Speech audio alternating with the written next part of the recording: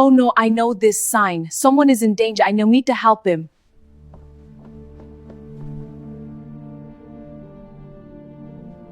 The fine dining of the Gilded Crane is about to turn into a bloodbath, and the only thing standing between a billionaire and his grave is a girl everyone ignored. You need to watch this story until the very end, because the moment this waitress translates the untranslatable, the entire room becomes a kill zone. If you love high-stakes thrillers with a genius twist, make sure to like this video and subscribe so you never miss a revelation. Dae-hyun Kwon, the most powerful man in the city, is seconds away from taking a lethal sip of wine. He thinks he's surrounded by loyalty, but Nyara Vale, a linguistics student working double shifts, just found a death warrant hidden in plain sight on a discarded napkin. As the man in the shadows signals the hit, Nyara risks everything to slam that napkin onto the table. Is it a prank, or has she just uncovered a ghost from Kwon's past that was supposed to be dead? Stick around as we reveal how a simple napkin starts a war that no one saw coming. The shift at the Gilded Crane always began with the same invisible routine. For Nyara Vale, being a waitress wasn't just about carrying silver trays. It was about fading into the mahogany paneling and velvet curtains until she was nothing more than a ghost in a white button-down.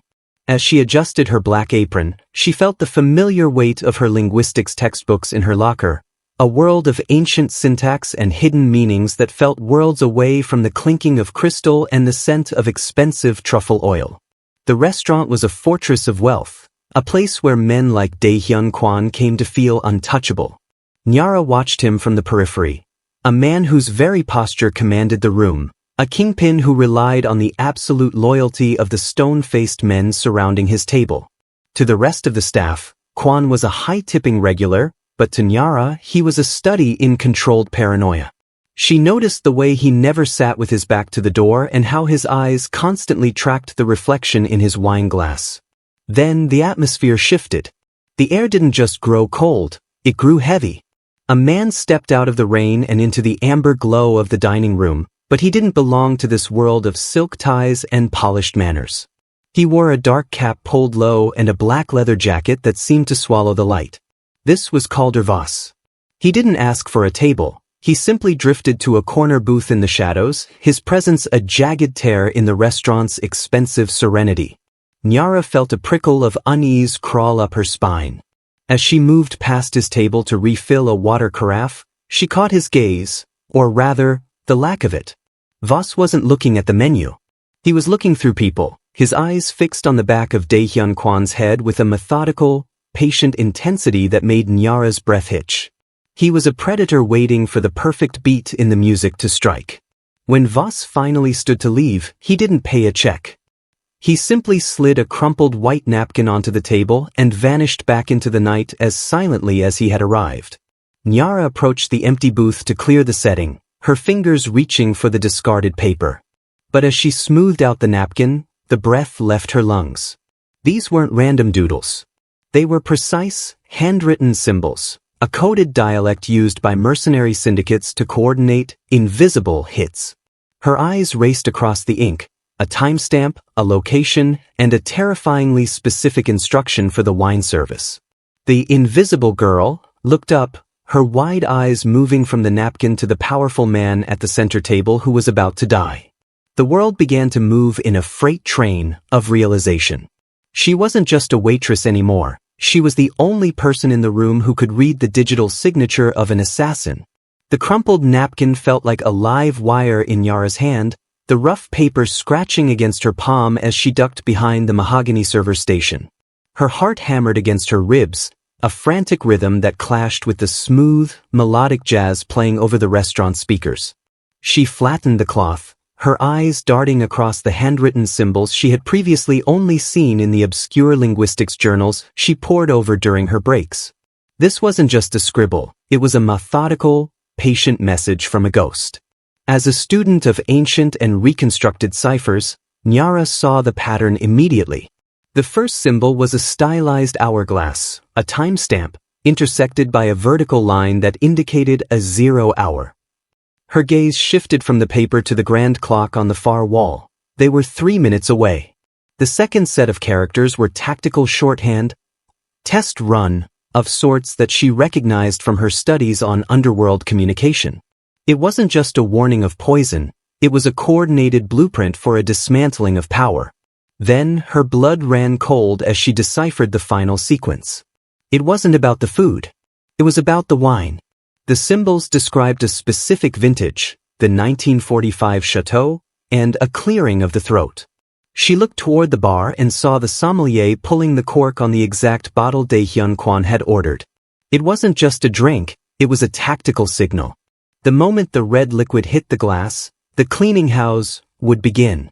The wine was the trigger that would alert the traitors in the inner circle to move. Nyara looked back at Kwon.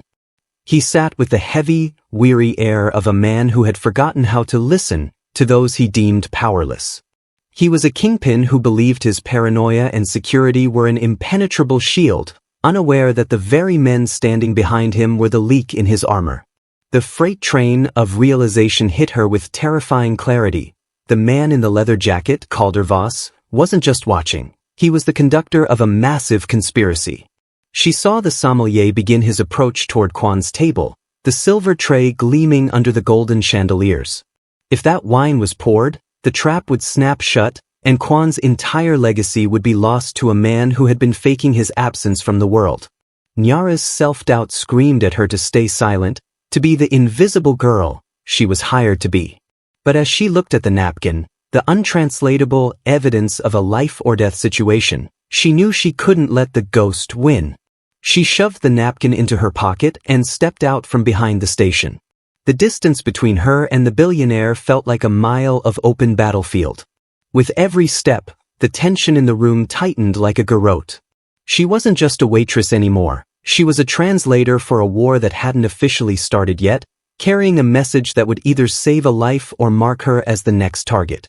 The silver tray moved with lethal grace toward the center table, the vintage red wine shimmering like a pool of blood under the chandelier's glow. Nyara felt the world tilt as she broke from the shadows of the service station, her heart hammering a frantic rhythm against her ribs. This was the moment that changed everything. She wasn't just a waitress anymore. She was an intruder in a kingdom built on extreme paranoia and absolute security. "Serve, stop." The words cut through the hushed murmurs of the restaurant like a blade. Daehyun Kwon froze, the glass halfway to his lips, his powerful and polished face tightening into a mask of cold alarm. His head of security, a man whose loyalty should have been an iron shield, stepped forward with a hand reaching for his jacket, his eyes narrowing at the powerless girl who had dared to disrupt the kingpin's peace. Nyara didn't flinch. She slammed the crumpled napkin onto the white linen table, her fingers trembling but her gaze fixed on Kwon. "The wine is the trigger," she gasped, her voice thick with the realization of the massive conspiracy unfolding in the room. "This isn't just ink. It's a death warrant." Kwon looked down at the napkin, his mouth slightly open in shock as he saw the handwritten symbols. A coded ghost from a past he thought was buried 15 years ago. Nyara pointed to the specific characters, her linguistics training allowing her to translate the untranslatable message left by Calder Voss. She explained that the wine wasn't just a drink, it was a signal for the cleaning house to begin, a coordinated strike orchestrated by a man who was now methodical and patient. The tension in the room reached a climax as Kwon's eyes moved from the napkin to his own men, realizing the circle of traitors was closing in. The invisible girl had just provided the details that triggered a freight train of realizations for the boss.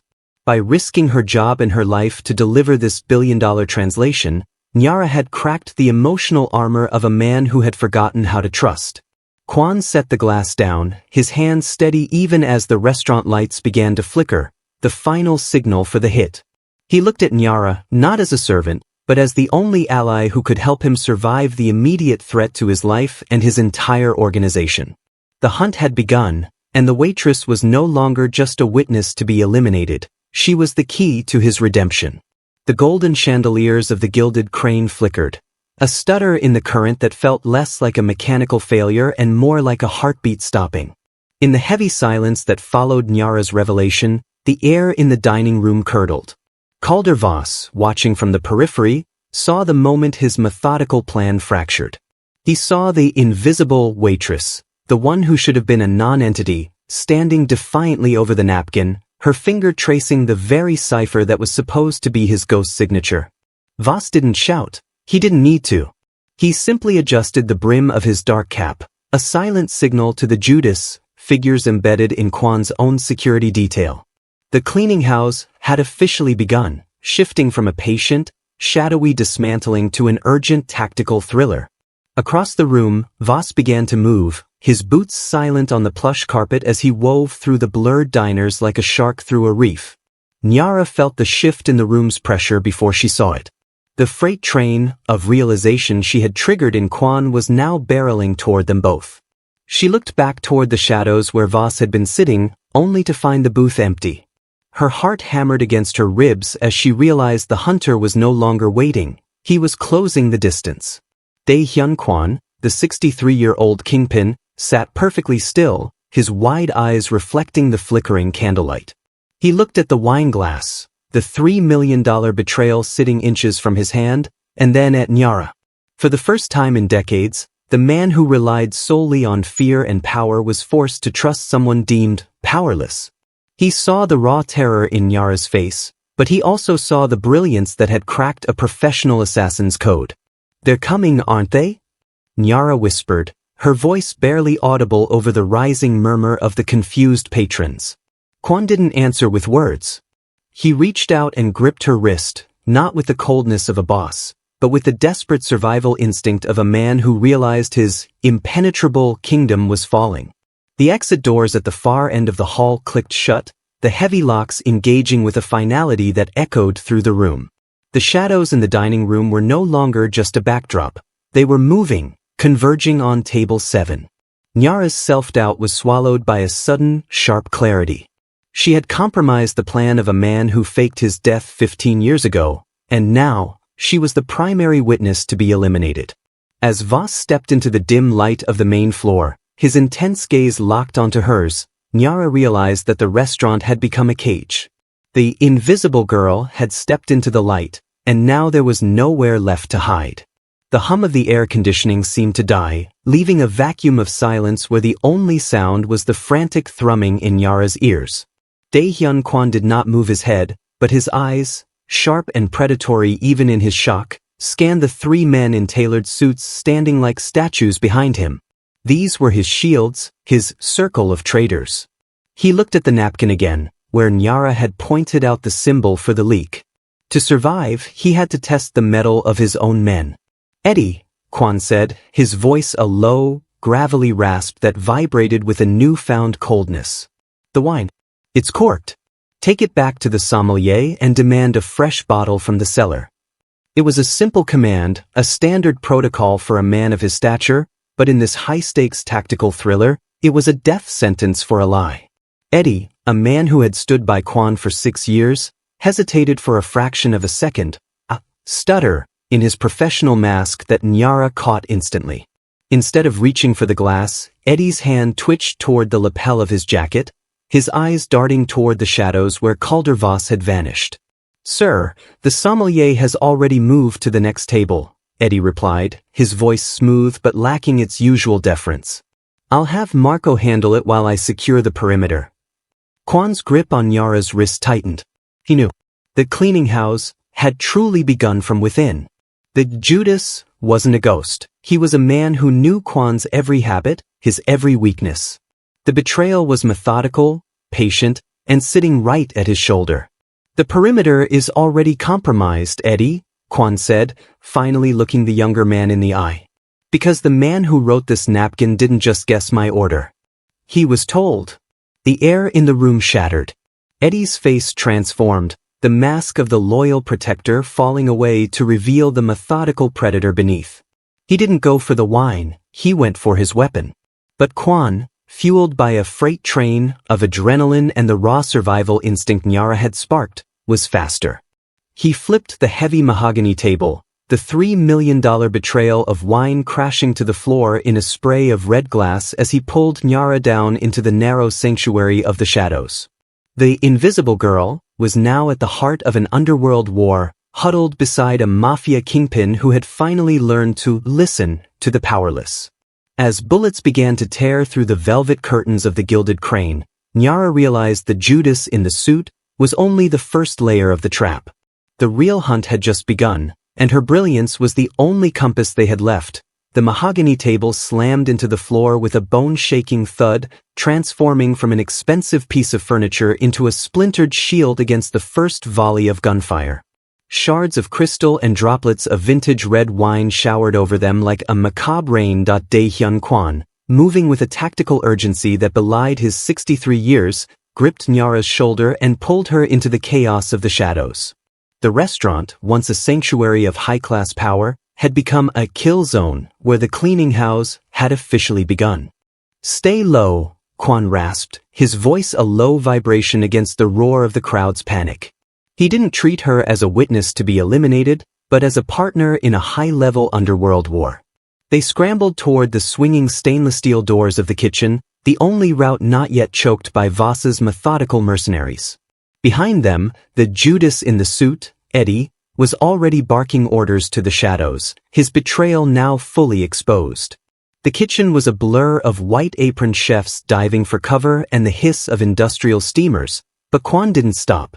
He navigated the service tunnels with a frantic, freight train momentum, pushing Nyara through narrow corridors lined with industrial pipes and cold storage units. Nyara's breath came in ragged gasps, her mind racing to reconcile her life as a linguistics student with this sudden tactical thriller. The service tunnels were a labyrinth, a circle of traitors, closing in from every exit, yet Kwon's reliance on fear and power had shifted into a raw instinct to protect the girl whose innocence had cracked his emotional armor. Every clatter of a falling pot sounded like a gunshot. Every flicker of the overhead fluorescent lights felt like Voss's finger on a trigger. "Why are you helping me?" Nyara whispered as they crouched behind a stack of metal crates in a dim sub-basement. Kwon looked at her, his wide eyes reflecting a flicker of hope for redemption that hadn't been there when the night began. "You heard the ghost when no one else would listen," he said, checking the corridor for the glint of a Patek Philippe watch or the shadow of a dark cap. They weren't just running from an assassination attempt, they were navigating a massive conspiracy where the walls themselves seemed to have eyes. The invisible girl and the untouchable boss were now inextricably linked, fleeing through the dark veins of the building while Calder Voss's men dismantled the organization from the shadows. As they reached the heavy iron door leading to the lower loading docks, Nyara realized that escaping the building was only the first step. To survive the night, they would have to go on the offensive. The sub-basement air was thick with the smell of damp concrete and old grease, a stark contrast to the expensive perfumes of the dining room above. As they huddled in the flickering shadows, Dae-hyun Kwon checked his weapon with a methodical, patient intensity, but it was Nyara who was truly scanning the environment. The high-tech mercenaries and the Judas in the suit, Eddie, were relying on infrared scanners and tactical blueprints, but they lacked the wisdom from the streets that came from working double shifts in the building's hidden veins. "They're heading for the main freight elevator," Nyara whispered, her wide eyes tracking the distant rhythmic thud of combat boots on metal. "That's what the blueprints show as the only exit. But they don't know about the silver slide." Kwon looked at her, his brow furrowed. His reliance on power and fear had never required him to listen to the people who actually kept his kingdom running. Nyara pointed to a narrow, unremarkable steel chute behind a stack of industrial laundry bins. It was the old linen drop, a relic from the building's original 1920s construction that didn't appear on any modern digital map. To the mercenaries, it was a dead end. To a waitress who had spent 3 years navigating the service industry, it was a secret passage to the sub-level garage. "Voss is methodical," Nyara explained, her voice gaining a sharp clarity as she outsmarted the ghost from Kwon's past. "He'll have teams at every electronic door. But he doesn't know the staff uses the manual override in the trash compactor room to sneak out for breaks. It's the only way to move without tripping a silent alarm." Kwon nodded, his cold nature shifting toward a genuine respect for the girl's brilliance. As they moved, Nyara used the tools of her trade to create a tactical diversion. She jammed a heavy industrial mixer in the pastry kitchen, setting it to a high-pitched whine that echoed through the vents, mimicking the sound of a failing generator. While Voss's men moved toward the noise, Nyara led Kwon through a series of invisible corridors, spaces behind the walk-in freezers and through the dry storage racks that were too cramped for a man in full tactical gear. In the narrow darkness of the compactor room, they paused. The freight train of realizations continued to hit Kwon as he watched the invisible girl work the manual gears with practiced ease. She wasn't just a translator of codes, she was a translator of the building's soul. Her knowledge of the layout and the habits of the powerless staff was providing a strategic advantage that no $3 million arms deal could buy. "You see things we ignore," Kwon murmured, his emotional armor cracking further as her innocence and street-smart wisdom saved his life yet again. The heavy iron door groaned open, revealing the cold, salt-stained air of the lower loading docks. They had bypassed the primary circle of traders without firing a single shot. But as the distant sound of Pier 17's foghorns drifted through the opening, Nyara realized the night was far from over. The wisdom of the service industry had gotten them out of the building, but now they were entering the open hunting grounds of the city. The cleaning house had officially transitioned from a shadow operation into a full-scale tactical thriller. Though Nyara and Kwon had reached the threshold of the loading docks, the distant, rhythmic thumping of the restaurant's backup generators suddenly failed, plunging the entire structure into a suffocating, absolute darkness. Pier 17 went dark, the foghorns from the harbor moaning like a funeral dirge as the lights in the upper dining room flickered one last time and died. The hunter, Caldervoss, was no longer moving through the shadows. He had become the shadow. Nyara felt the cold air of the docks press against her, but the heavy iron door behind them groaned, a metallic scream that echoed through the hollow sub-basement. Voss had found the manual override. The ghost of the dead partner was no longer a future possibility. He was a methodical presence closing the distance with terrifying patience. Kwon gripped Nyara's hand, his reliance on fear and power completely replaced by a raw, protective instinct to keep the girl safe. They retreated back into the darkened restaurant, the only place Nyara knew by touch better than any mercenary knew by sight. The climax of tension had arrived. In the pitch-black dining room, the only light came from the dying embers of the table candles and the distant, cold glow of the city skyline through the reinforced glass. Nyara guided Kwon behind the heavy bar, her wisdom from the streets, allowing her to move silently through a minefield of broken crystal and overturned chairs. Suddenly, a beam of light sliced through the darkness. Voss stepped into the center of the room, his dark cap casting a jagged silhouette against the wall. He didn't fire, he waited, his posture suggesting a man who had already won the $3 million betrayal. "You have a talent for translation, little girl," Voss's voice drifted through the gloom, cold and hollow. "But some codes are meant to stay buried." Nyara's heart hammered a frantic rhythm against her ribs, but the self-doubt that had held her back all her life finally cracked. She realized that Voss wasn't just a ghost, he was a man who relied on the fear of the unknown.